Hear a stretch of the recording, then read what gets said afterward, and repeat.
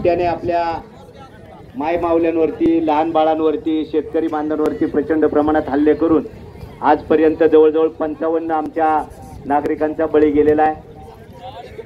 हजारामध्ये पशुधनाचं नुकसान झालंय, शेतीचं नुकसान झालंय।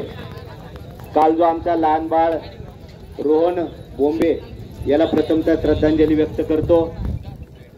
आपल्या परिसरामध्ये मागच्या साधारणतः 25 वर्षापासून बिबट्याची समस्या वाढत चालली आणि खासदार साहेब आजचं मूळ जे आहे ते मागच्या 10-15 वर्षामध्ये कोणतीही कार्यवाही झाली नाही, कोणतीही व्यवस्था उभी झाली नाही, म्हणून त्याचं पाप म्हणून आज आपल्याला रस्त्यावरती बसावं लागलंय।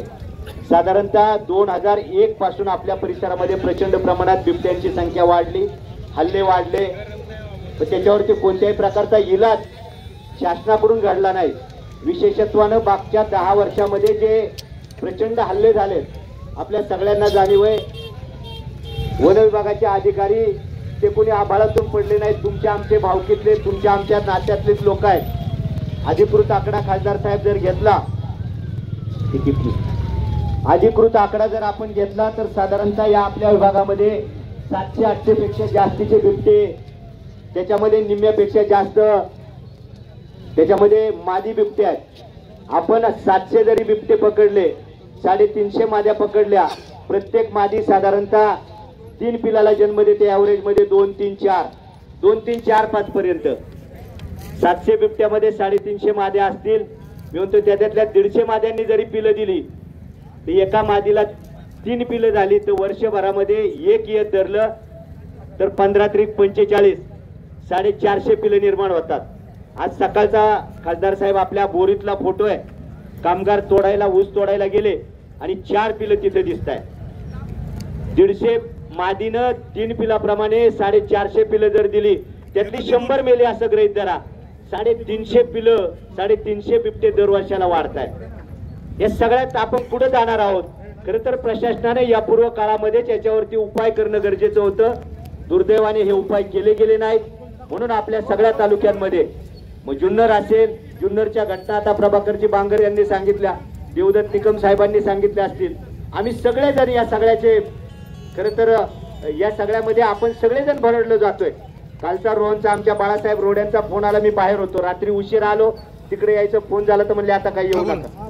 या दुर्दैवी घटना घडत असताना आमची सगळ्यांची, निकम साहेब तुम्ही ज्या वेळेला काही समस्या आपल्या वाचून दाखवल्या, सगळ्यांनी काय सांगितले, गावोगावी गायराने फॉरेस्ट आहेत, त्याला कंपाऊंड टाका, त्याला कंपाऊंड टाकून त्याच्यामध्ये त्यांना काय खायला घालायचं ते घाला, म्हणजे जेणेकरून तो मोकाट फिरतोय, त्याला पोटाला मिळत नाही, ते मुक जनावर आहे हो। आता हे त्या बिबट्याला काय कळतंय का, ते मुक जनावर आहे, त्याच्या पोटाला खायला मिळालं ते मानवावर येणार नाही। म्हणून त्या वन विभागामध्ये काल परवा आम्ही वळतीमध्ये होतो, चेअरमन साहेबांनी सांगितलं वळतीला फॉरेस्टची जमीन आहे, आमच्याकडे नारायणगडाच्या पायथ्याला फॉरेस्टची जमीन आहे, आंबेगावांमध्ये फॉरेस्टची जमीन आहे।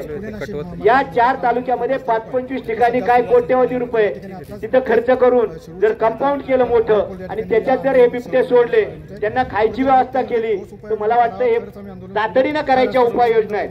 नसबंदी होईल, नसबंदी केली तरी तो आदिवासात मोकळा सोडावा लागेल, तो हल्ला करणारच नाही।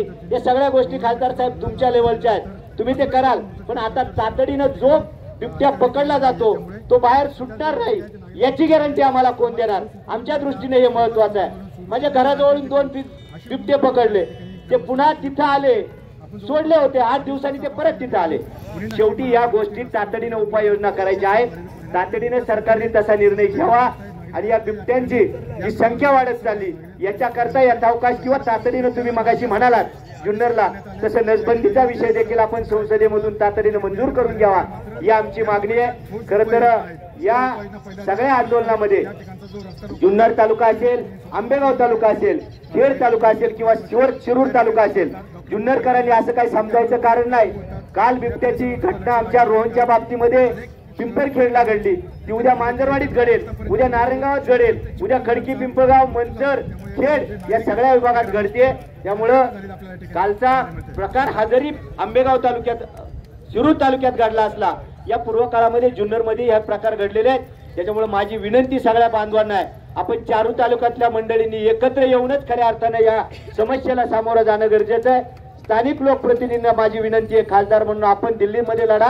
स्थानिक जे जे काय आमदार आहेत त्यांनी तालुक्यातल्या लोकांच्या संरक्षणासाठी आपल्या राज्यामध्ये पाठपुरावा करावा अशा प्रकारची विनंती करतो. पुन्हा एकदा आपल्या सगळ्यांना मनापासूनचे धन्यवाद देतो. आणि निकम साहेब, जोपर्यंत याच्यावरती ठोस उपाययोजना होत नाही तोपर्यंत कृपा करून आपण कोणी उठणार नाही, अशीच आमची सगळ्यांची भूमिका आहे. धन्यवाद. जय जय महाराष्ट्र, जय गुरुदेव. सगळ्यात पहिली मागणी आहे. पण बांधवांना माझी तुम्हाला विनंती आहे, आपल्याकडे बंदुका नाही, आपण ती बंदूक चालू शकू का हा विषय आहे. मी तुम्हाला स्पष्टपणाने सांगतो खासदार साहेब, याच्यावरती माझ्यावरती गुन्हाही दाखल होऊ शकेल. तर माझी तुम्हाला सगळ्यांना विनंती आहे, आजपर्यंत मी हे ऑफ द रेकॉर्ड सांगत होतो, बिबट्याला मारायचं असेल तर तुम्हाला काही कृत्या करावं लागतील. पाण्यामध्ये मोरचूत सारखा औषध टाका, तो जर तो प्याला तो मरतोय. आता हे जाहीरपणाने तुम्हाला सांगतो, कारण की आता आपल्यावर गुन्हे दाखल या पूर्व काळातही झालेत, आताही झाले, तर काय फरक पडणार नाही. औषधं घाला जनावरांमध्ये, ते बिबट्याला खायला द्या. तो काय असा तुमच्याकडे येणार आहे का मला खायला द्या म्हणणार आहे, मला गोळी घाला म्हणणार आहे? अजिबात होणार नाही. तुम्हाला तुमचे गावठी इलाज करावे लागतील. त्याच्यामुळे जाहीरपणाने काही गोष्टी सांगण्याच्या नाहीत, परंतु त्या सांगितल्या पाहिजेत.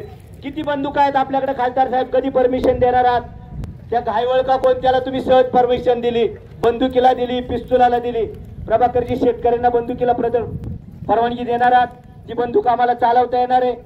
आपले त्याच्यात बळी जाण्यापेक्षा जे आपले गावठी इलाज आहेत बिबट्या मारण्याचे, ते तुम्हाला करण्याशिवाय गत्यंतर नाही.